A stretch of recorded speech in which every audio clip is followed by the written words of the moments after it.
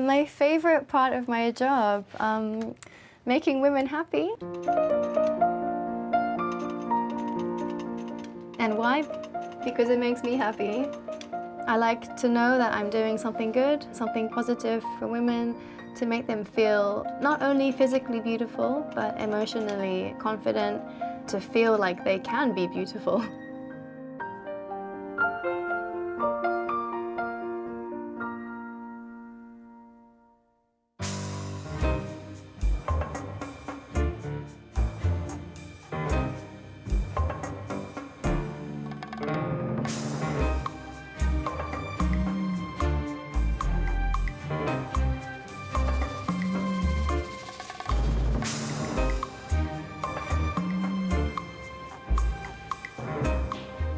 I was always into painting and drawing.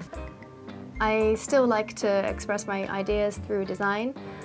I love drawing and painting and making things. I did ballet since I was 3 to about 20 years old.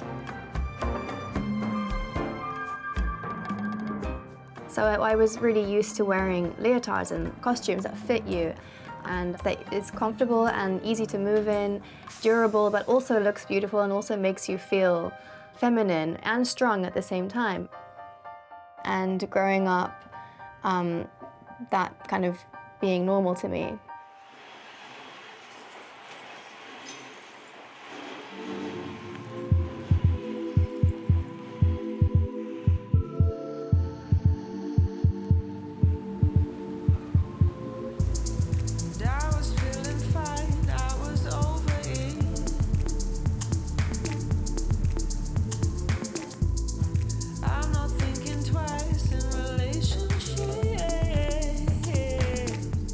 I had my year abroad in Japan.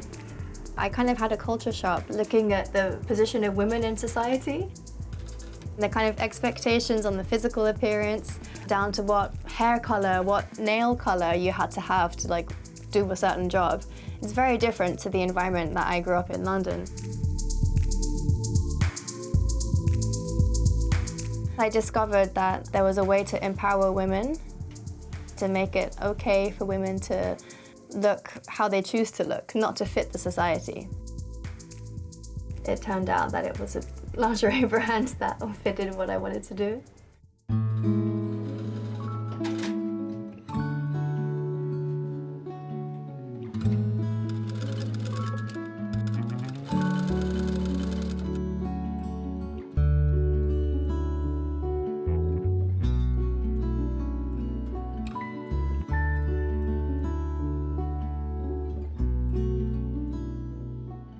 I was always interested in form-fitting fashion, not like outerwear that people can see on the street, but I was interested in innerwear that you can't see from outside. I thought it was interesting genre of clothing that women wear because it's very intimate and you can wear what you like, and I think it gives some kind of boost, like a spark, when you're wearing something that you really love. And the same way, it can kind of bring you down when you're wearing something that you don't really like or that you don't really fit you, or that you don't really love. So I thought it was, something that needed to be explored a bit more.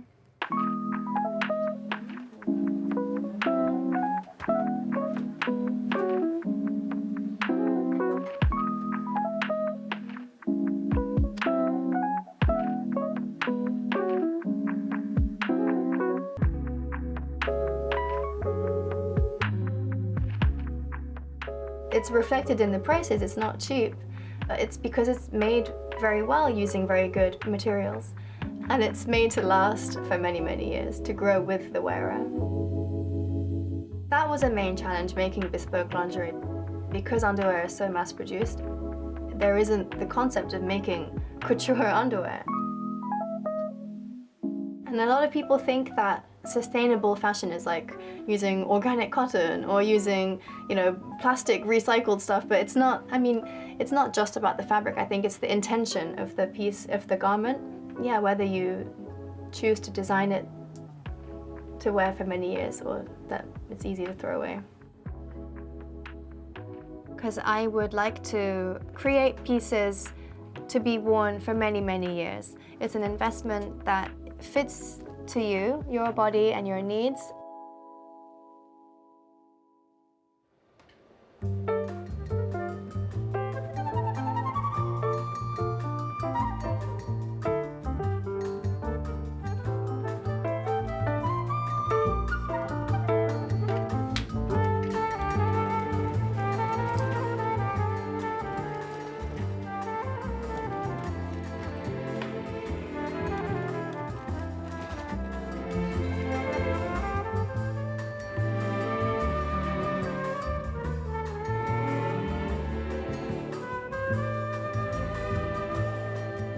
I think as a bespoke designer, the most important value is authenticity. So I should design from things that I know and things that I believe in. And otherwise the message won't have enough weight for the wearer to feel it too. I think it's also the philosophy of my business because I make it by hand myself and I know the client who's going to wear it. So it's a very authentic process. I have clients of many ages, from 20s to 70s. I think my largest clientele base is women in their 40s. So it's usually after they've had children, which is a big change. And I think it's easy for people to forget that feminine side, but I think it's important to refresh yourself now and again. And wearing a lacy lingerie or whatever it is that you like, wearing some silk clothing that makes you feel womanly and feel comfortable. Well, Tokyo is a really interesting city, I think, for a female CEO to try and base her company. It's still quite unusual. I think there's more women than before, so the expectations put on you or doubts put on you is always like a hurdle. I'm kind of used to it now though, and it motivates me to try and, just be the best I can be. I want to get better, become more intuitive with my designs and get better in the craft. I want to keep doing for as long as I possibly can.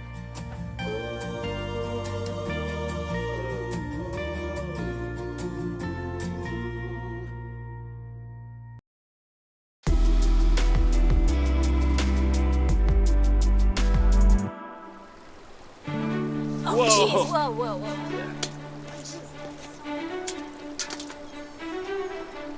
One of the biggest challenges in the world is the fact that we're all so set in our ways. We only know what we know, and we're used to liking what we like, and we're not allowing ourselves to expand our mind about new possibilities.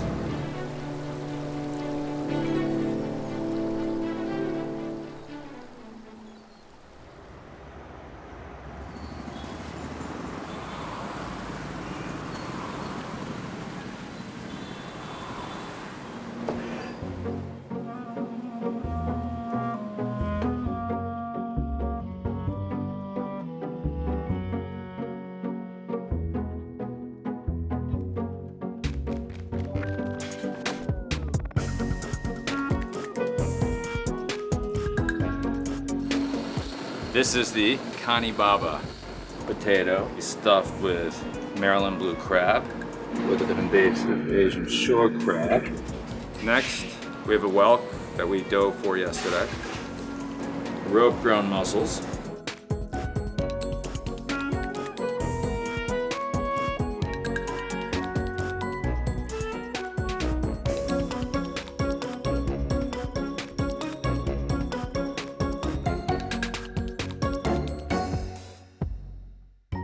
This roll is called In Praise of Shadows, and different types of wild leaves are used depending on what we feature that week. I've got a roll over here made out of sweet potato, 2 different types of sweet potato, and pine nuts. That's a coconut with cashew cheese. This is our version of falafel sushi. all done. Combination of sustainable seafood and plant-based sushi.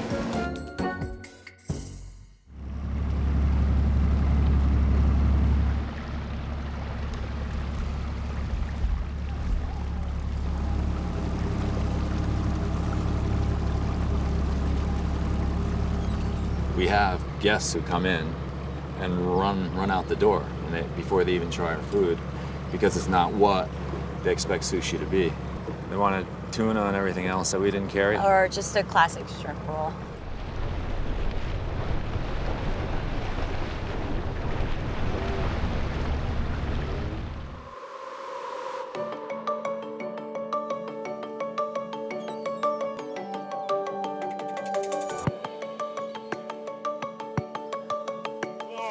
Oh, jeez! Whoa. These will eat larvae of The other rats. native shellfish. They traveled here on the bows of ships from Asia. Human beings eat too many animals, particularly farmed animals or fish that they're not fishing in a way that's ethical. Invasive species are an abundant, untapped resource. There's 50,000 invasive species in North America alone. And many of these we will not be able to get rid of in the environment.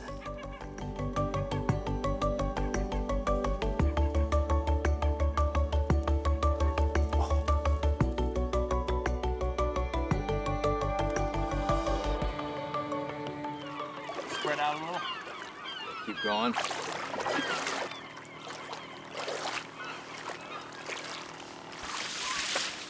Yes. Little smelt. That's edible right there. That is what makes our mother so happy growing up in Kyushu, Japan. When they're full of eggs, they're called shishamo. My mom loves it.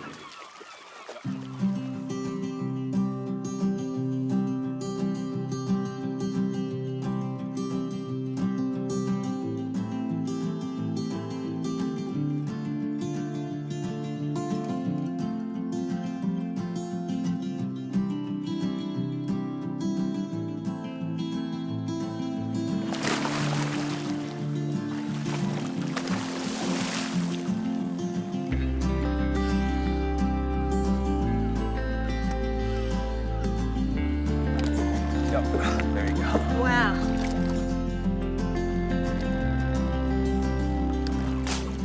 So after college, I didn't really know what I wanted to do, but my mom needed our help, and she raised us as a single mother, juggling all of us, and I really wanted to help her.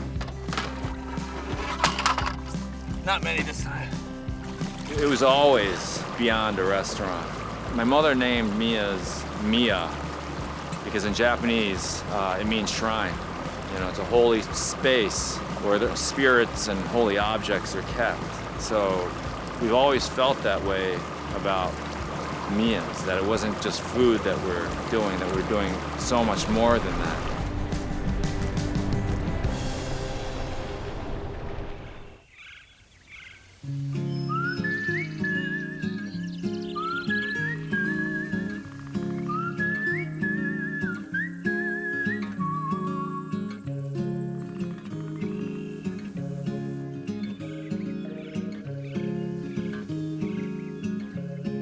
This is sorrel that tastes like lemon. It's great in salads. Wild lettuce is fabulous in salads as well.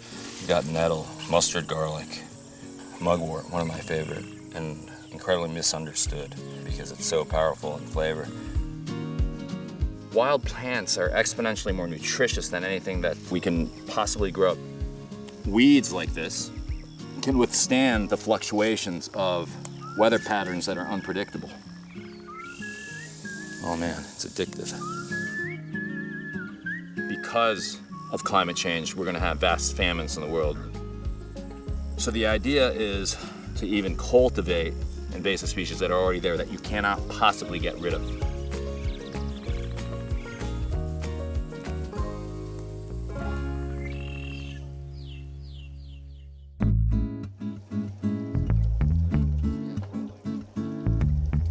Human beings are not only social with each other, but they're interactive with other living things.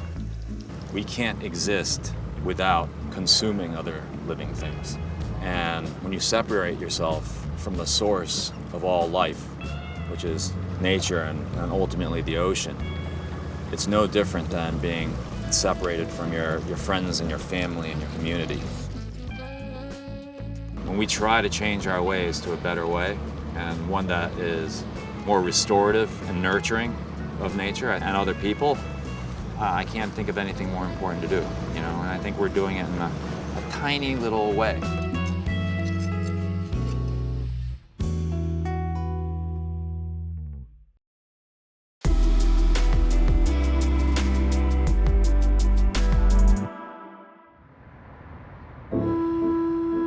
Architecture is preserved because brick and mortar is hard to demolish.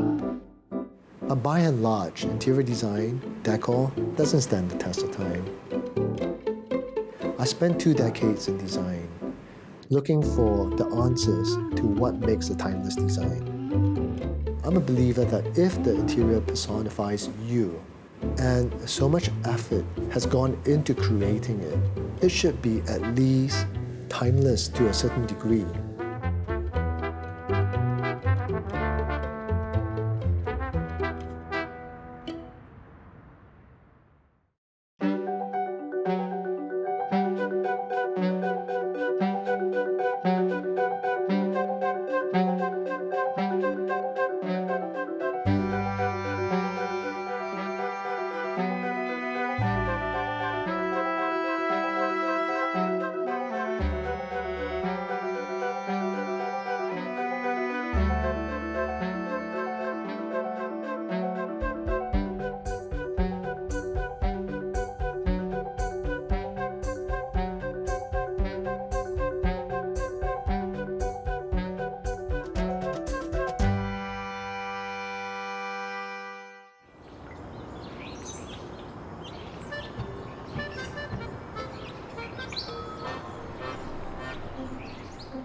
Growing up here, I used to cycle around a lot, and I used to explore. That was my little adventures as a child. And it is just beautiful, since the colonial days, how homes have been created.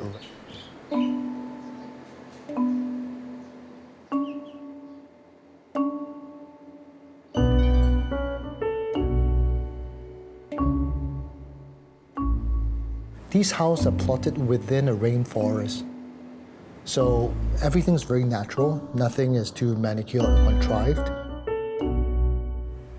The general journey of a home starts with an overview as you enter. And that gives you a taste of what the flavor of the decor of the house is.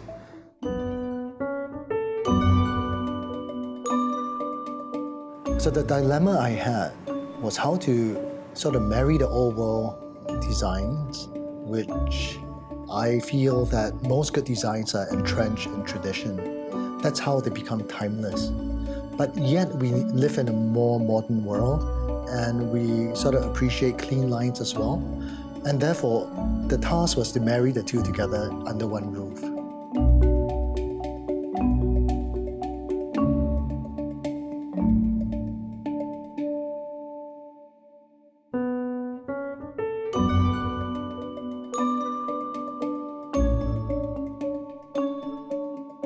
In trying to bring back the old world charm, that was a great adventure in itself.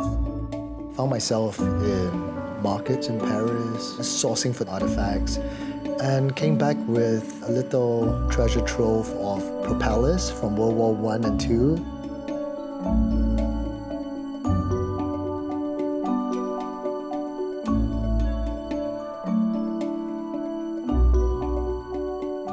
The home should personify the master in his absence. A person should come in to a house, not meeting the owner, but feeling what this person is.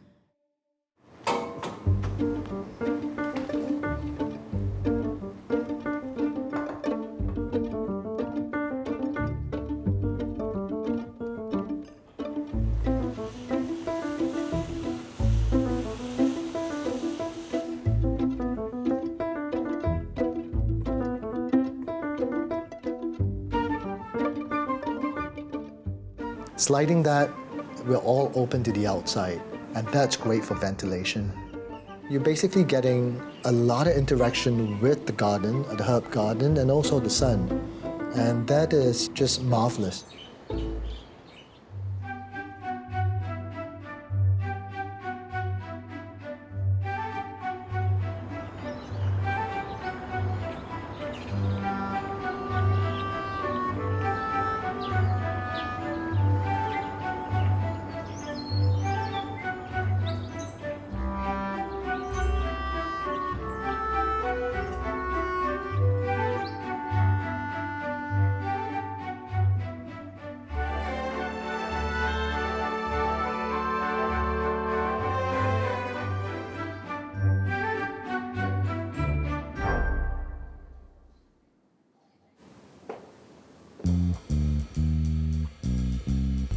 Naturally, as you go deeper into the house, it gets more personal. In this house, you will end up at the top of the building in a little secret man cave, hidden from everything else that's happening. That is for sure the coziest spot where you want to escape from the world.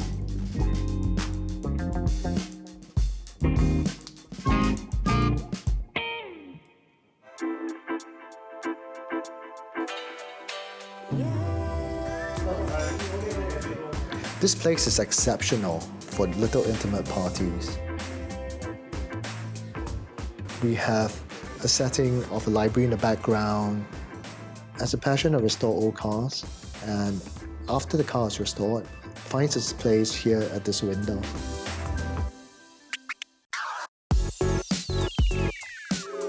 I am trying to create homes that can last. And that's why, bringing things from the past substantiates it. It's not fashion, it's not a trend. It is well-grounded.